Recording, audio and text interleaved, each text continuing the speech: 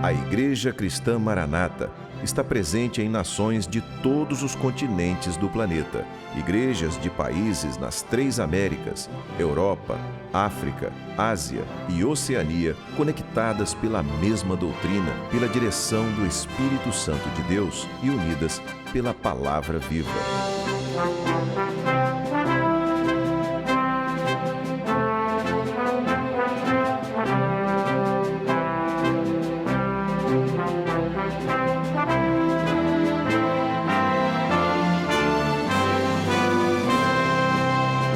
Irmãos de todas as partes do mundo participam de um mesmo culto, em conjunto, no mesmo corpo e no mesmo espírito.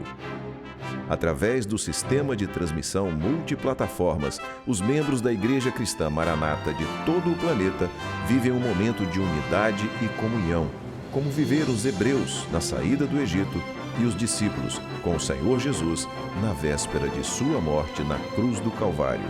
Pessoas de todas as partes do mundo têm sido alcançadas pelo Evangelho eterno e pela mensagem da breve volta do Senhor Jesus.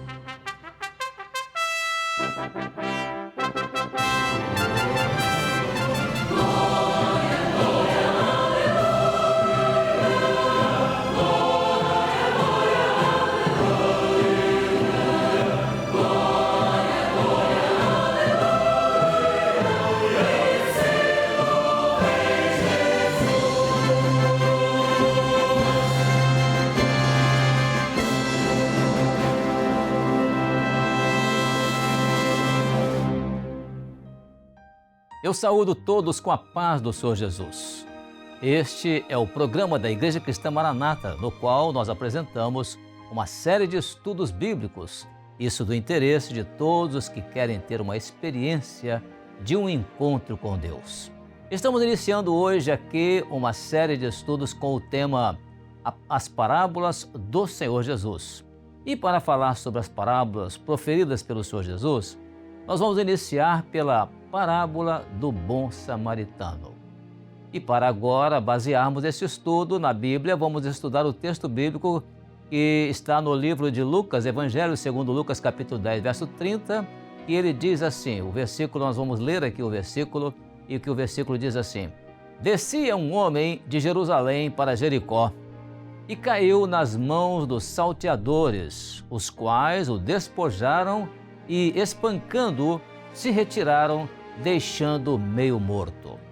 Muito bem, a pergunta que se faz é: quem é o meu próximo? Esta pergunta, ela está aqui colocada em evidência, porque ela é o resultado do desejo de um homem.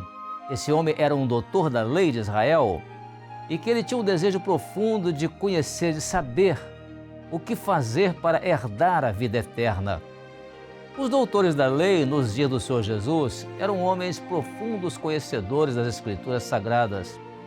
Este era, inclusive, conhecedor do que se dizia a lei de Moisés, daquilo que se dizia na lei de Moisés, quanto à questão do homem alcançar a vida eterna. Todavia, o que faltava para ele era viver na prática a experiência daquilo que, na teoria, ele conhecia muito bem. A recomendação bíblica era, na lei de Moisés, era: amarás o Senhor teu Deus de todo o teu coração e de toda a tua alma e de todas as tuas forças e de todo o teu entendimento, e ao teu próximo como a ti mesmo, citado ali no texto, repetido em Lucas capítulo 10, verso 27. A questão de amar a Deus sobre todas as coisas e ao próximo como a ti mesmo era algo que ele conhecia muito bem na teoria, especialmente quanto à questão de amar a Deus. A questão agora para ele era como fazer isto para herdar a vida eterna, visto que faltava para ele o conhecimento de como amar o próximo como a si mesmo. Daí a pergunta feita por aquele doutor da lei ao Senhor Jesus, no próprio verso 29 do capítulo 10 de Lucas, quando ele disse assim: e quem é o meu próximo? Muito bem, então se esta é também a sua pergunta, se quiser saber o que fazer para ter a herança da vida eterna, esteja agora bem atento à parábola que o Senhor Jesus contou para responder isso àquele homem, um homem que era versado na lei de Moisés e era profundo conhecedor das Escrituras do Velho Testamento. Então vamos agora à resposta a esta pergunta. Jesus responde contando uma parábola que se chama a parábola do bom samaritano. A parábola era uma forma de ensino que o Senhor Jesus sempre usava para falar de coisas que eram desconhecidas no campo do conhecimento humano, e ele usava para isso uma linguagem conhecida. Em outras palavras, o Senhor Jesus usava o princípio universal de ensino. O que é o princípio universal de ensino? É aquele ensino que consiste em partir do conhecido para explicar o desconhecido. E nós vamos descobrir nesta parábola que o Senhor Jesus apresenta ali todos os passos de um glorioso projeto de salvação para o homem. O projeto que engloba o homem que faz as suas opções por se distanciar de Deus, mas que, da parte de Deus, uma providência é tomada para resgatar o homem, trazendo-o de volta para perto de Deus. E outra pergunta é: que providência é essa? A começar pela trajetória tomada pelo personagem da parábola, um homem que descia de Jerusalém para Jericó. Aqui estão dois pontos extremos de uma trajetória do homem, e que nesta trajetória ele parte do lugar da presença de Deus. Esse lugar está representado aqui na parábola pela figura da cidade de Jerusalém. Isso porque Jerusalém era a cidade onde ali estava o templo de Salomão, que havia sido erguido para a adoração a Deus. Portanto, a figura usada pelo Senhor Jesus na parábola, referindo-se a Jerusalém, era para falar do lugar de onde o homem partiu quando ele fez a sua opção por distanciar-se de Deus. Agora, o ponto final dessa desditosa opção era na parábola a cidade de Jericó. E aqui agora vem uma pergunta: por que Jericó? Porque enquanto Jerusalém estava lá no alto do monte chamado Monte Sião, Jericó encontrava-se lá nas profundezas das margens do Mar Morto. Aquele mar que fica a uma altitude de 430 metros abaixo do nível do mar Mediterrâneo.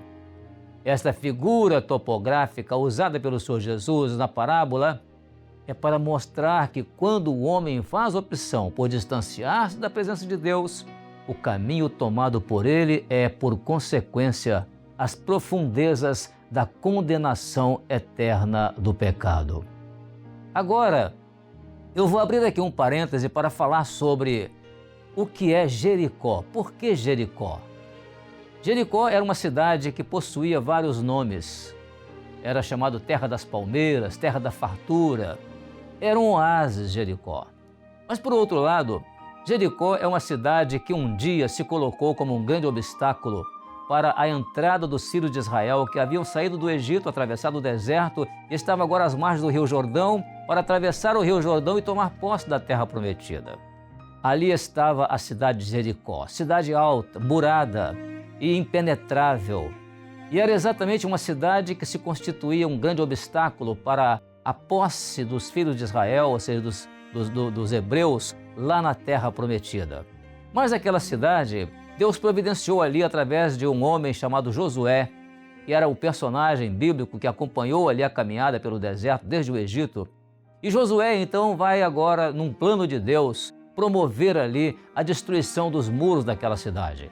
E quando aqueles muros de Jericó foram destruídos, Deus disse que aqueles muros não eram para jamais serem reconstruídos. E então ali havia, portanto, uma sentença de condenação em Jericó para quem tentasse reerguer aqueles muros de Jericó. E apesar dessa sentença de condenação, que consistia em que, ao colocar os fundamentos da cidade, o filho mais velho de quem fizesse aquilo iria morrer. E quando colocasse o assentamento das portas da cidade, o filho mais novo de quem tentasse reconstruir Jericó iria morrer. E apesar dessa sentença de condenação ali de Jericó, Um rei, a Bíblia conta que um dos reis de Israel fez um dia isso e isso se cumpriu na vida dele. Ele perdeu seu filho primogênito e perdeu também seu último filho. Então Jericó ficou, portanto, na condição de uma cidade que tinha sobre ela uma condenação. E apesar de ter sido uma cidade que sobre ela havia uma condenação, a história registra que Jericó foi reconstruída e destruída 18 vezes. Então agora sim, quando nós fazemos, portanto, agora a escolha, o homem quando faz a escolha por distanciar-se de Deus, ele automaticamente cairá no caminho escolhido por ele. Aliás, ali nesse caminho, ele encontrará aqueles que ele vai cair nas mãos deles, os chamados ladrões e salteadores. É o que prossegue a parábola, quando o Senhor Jesus conta que este homem encontrou ladrões e salteadores no seu caminho. A respeito do ladrão e do salteador, há uma referência feita pelo Senhor Jesus no Evangelho de João, capítulo 10, no versículo 10, quando diz assim: o ladrão não vem senão a roubar, a matar e a destruir. Mas a respeito de Jesus, ele disse assim: eu, porém, vim para que tenham vida e a tenham com abundância. Muito bem. Ladrão e salteador é uma expressão do Senhor Jesus para definir aqueles que causam todos os males aos que se distanciam da presença de Deus. Eles são os agentes do mal. Eles os despojarão de todos os valores recebidos de Deus. Eles os espancarão com toda sorte de assédios e de incompreensões. Eles se retirarão, porque eles nada poderão fazer para salvar aquele que distanciou-se da presença de Deus. Eles os deixarão meio mortos, ou seja, ainda haverá neles uma esperança de vida, uma esperança de salvação. Todavia, agora outra pergunta que se faz é: quem irá em socorro de alguém que está quase morto, mas que ainda tem uma esperança de salvação para ele? Então vamos ao restante da parábola que o Senhor Jesus conta. A primeira resposta seria um sacerdote. Então vamos ler o restante do texto bíblico em Lucas capítulo 10, verso 31, quando diz assim: e ocasionalmente descia pelo mesmo caminho certo sacerdote, e vendo-o, passou de largo. Uma alternativa de salvação ocasional, mas que não foi capaz de socorrer o aflito, pois passou por longe dele, ou passou ao largo. Isto mostra que para a salvação do homem sofrido pelas consequências de sua infeliz opção por distanciar-se de Deus, todos os esforços são inúteis, ainda que esses esforços provenham de pessoas religiosas. Isto porque a direção tomada por eles foi a mesma, ou seja, de Jerusalém para Jericó. Mas a outra resposta seria, quem sabe, um levita. Então o verso 32 de Lucas capítulo 10 continua a leitura bíblica dizendo assim: e de igual modo também um levita, chegando àquele lugar e vendo-o, passou de largo. Esta outra alternativa de salvação, que também não foi capaz de socorrer o aflito, pois ao vê-lo em sua aflição, também aquele levita passou longe dele. Ora, isso mostra que, para a salvação do homem sofrido pelas consequências de sua opção infeliz por distanciar-se de Deus, todos os esforços são inúteis, ainda que sejam provindos de pessoas como o levita, que conhecia a lei de Moisés. Considera-se também aqui, o que é importante, é que o levita seguia também a mesma direção tomada, ou seja, de Jerusalém para Jericó. Muito bem, se um sacerdote não foi capaz de assistir aquele homem, um levita também não. Então agora, a partir de agora, nós veremos como se dá a única alternativa para a salvação do homem que se distancia da presença de Deus e fica à mercê de toda sorte de assédios, de abandono, por parte daqueles que seguem a mesma direção. Aí então mais uma pergunta: quem é este homem? Ou seja, quem é o bom samaritano? E lá no capítulo 10, verso 33 de Lucas, a expressão do texto bíblico diz assim: mas um samaritano que vinha de viagem chegou ao pé dele, ou seja, chegou junto dele, e vendo-o, moveu-se de íntima compaixão. Isso é notável, porque a partir deste ponto, a parábola contada pelo Senhor Jesus apresenta um notável nível de esperança. Isso porque Jesus usa a figura do samaritano para falar a respeito de si mesmo. Porque, segundo algumas referências nos próprios evangelhos, os samaritanos eram pessoas consideradas como desprezadas na sociedade e não se fazia deles caso algum. A respeito do Senhor Jesus, o profeta Isaías, cerca de 700 anos antes de Jesus nascer neste mundo, o profeta Isaías profetizou a respeito do Senhor Jesus. E ele disse que Jesus seria um homem exatamente assim como eram os samaritanos. O capítulo 53, verso 3 do livro do profeta Isaías diz assim: ele era desprezado e o mais indigno entre os homens, homem de dores, de experimentado nos trabalhos, e como um de quem os homens escondiam o rosto, ele era desprezado e não fizemos dele caso algum. Diferentemente da direção tomada pelo sacerdote e o levita, a parábola afirma que o samaritano, ele vinha de viagem. Ele não descia de Jerusalém para Jericó. Ele não estava na mesma direção da condenação do pecado, mas ele vinha de viagem. E percebe-se que na narrativa, a direção tomada pelo sacerdote e o levita era a mesma tomada pelo homem que se distanciou de Jerusalém. Isso pode ser constatado pelo uso da conjunção aditiva e, nas expressões e ocasionalmente, ou a expressão e de igual modo. Mas agora, a narrativa da direção tomada pelo samaritano é totalmente diferente, mostrando que ele não estava indo na mesma direção dos demais. Isso pode ser constatado pelo uso da conjunção adversativa, mas, na expressão mas um samaritano. Diferentemente também da atitude tomada pelo sacerdote e o levita, o samaritano se aproximou daquele homem que era vítima de sua escolha infeliz. E ao vê-lo, aquele samaritano moveu-se de íntima compaixão por ele. A partir então dessa atitude daquele samaritano, nós começamos a entender como se dá o ato da salvação de Deus em Jesus Cristo. A Bíblia afirma que Jesus desceu da sua glória e que ele tinha aquela glória que ele tinha ali ao lado do Pai, o Pai eterno.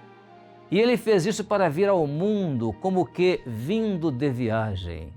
Ele é o Verbo de Deus, que estava lá com Deus na eternidade, mas que um dia esse Verbo, essa palavra, se fez carne e habitou entre nós.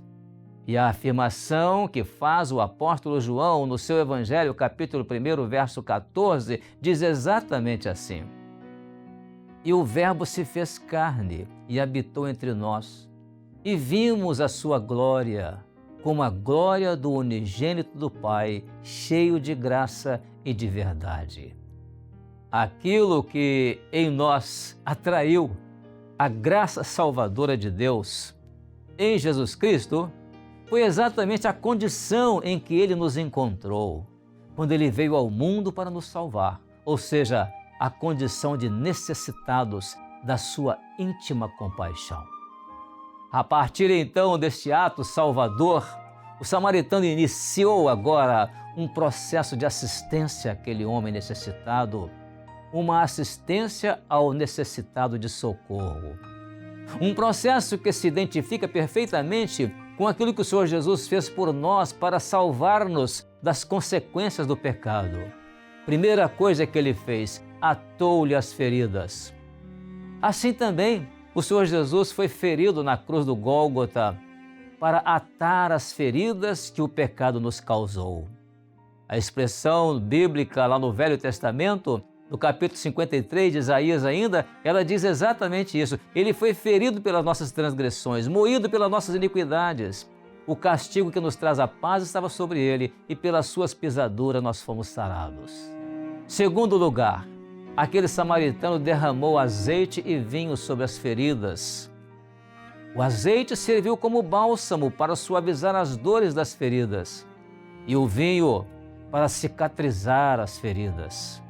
Uma ação similar a esta fez o Senhor Jesus por nós, pois na figura do azeite, Ele enviou para nós o Espírito Santo, o Consolador, para suavizar as nossas dores. E na figura do vinho, Jesus derramou o seu sangue, figura do Espírito Santo, para cicatrizar ali as feridas que foram causadas em nós pelas consequências do pecado. E em terceiro lugar, aquele samaritano pôs aquele homem sobre a sua cavalgadura e levou-o para uma estalagem, e a Bíblia diz que cuidou dele. Há um lugar maravilhoso para onde o Senhor Jesus nos conduz e que ali Ele passa então a cuidar de nós. A estalagem. A estalagem era o lugar onde aquele homem recebeu todos os cuidados para ele estar preparado para retornar de volta para Jerusalém. Esse lugar é figura da Igreja de Jesus, aquele ambiente, aquele lugar onde ali nós somos, como Igreja de Jesus, nós somos colocados para recebermos os cuidados do Senhor. A igreja é chamada na palavra de Deus de corpo de Cristo. O apóstolo Paulo ensinou isso escrevendo aos irmãos na igreja em Corinto, quando ele escreveu na primeira carta aos Coríntios, capítulo 12, verso 27, dizendo: vós sois corpo de Cristo e também seus membros em particular. Então agora, o último passo do processo da salvação daquele homem é retratado em detalhes no verso 35 do capítulo 10 de Lucas, quando diz assim: e partindo ao outro dia, tirou 2 dinheiros e deu-os ao hospedeiro e disse-lhe: cuida dele, e tudo o que demais gastares, eu te pagarei quando voltar. Maravilhoso isso, porque o Senhor Jesus também, Ele partiu de volta para a glória do Pai, mas Ele deixou conosco as nossas vidas, Ele deixou sob o cuidado de um hospedeiro. Esse hospedeiro é figura daquele que cuida da Igreja de Jesus até o dia do arrebatamento dela. Esse é o Espírito Santo que o Pai enviou através da oração que Jesus fez ao Pai, pedindo que enviasse um Consolador. Os 2 dinheiros estão agora relacionados ao preço que foi pago pela nossa salvação. Esse preço quem pagou foi o Senhor Jesus. Foi o alto preço que custou a sua própria vida, a vida do nosso amado Salvador, o Senhor Jesus Cristo. Ele deu a sua vida em resgate da nossa, pois nós estávamos mortos em nossos delitos e pecados. Agora sim, antes que aquele homem chegasse às profundezas da condenação do pecado, lá em Jericó, que é a figura de Jericó, aquele bom samaritano o alcançou em tempo de cuidar dele e de tal forma torná-lo capaz de estar pronto, cuidado, para voltar para Jerusalém, quando aquele homem voltasse para levá-lo para Jerusalém de volta.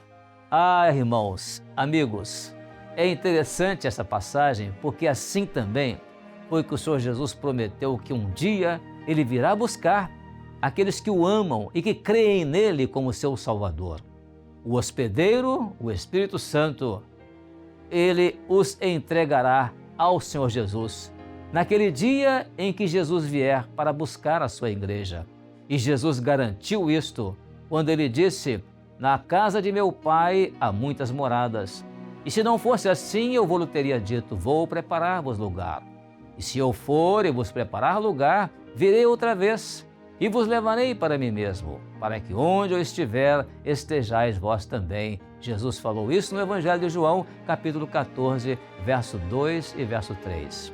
Agora sim, ao findar a narrativa da parábola, o Senhor Jesus se volta para o doutor da lei, para que agora ele pudesse identificar quem era o seu próximo. E ele respondeu com segurança que se tratava do bom samaritano. A lição agora estava aprendida, porque Jesus disse para ele: vai e faze da mesma maneira. Fazer da mesma maneira é exatamente aquilo que nós estamos fazendo aqui hoje com relação à sua vida.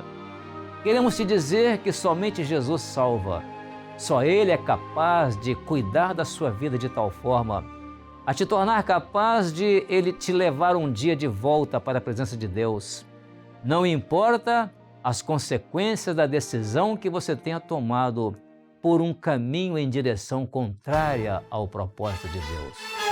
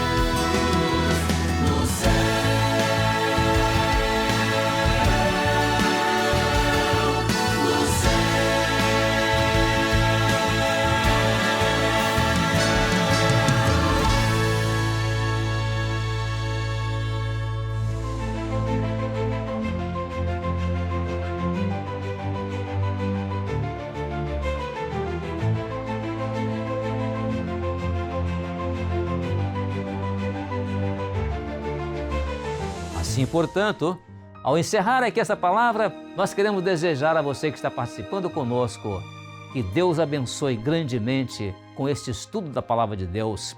Desejamos assim, então, a todos a paz do Senhor Jesus.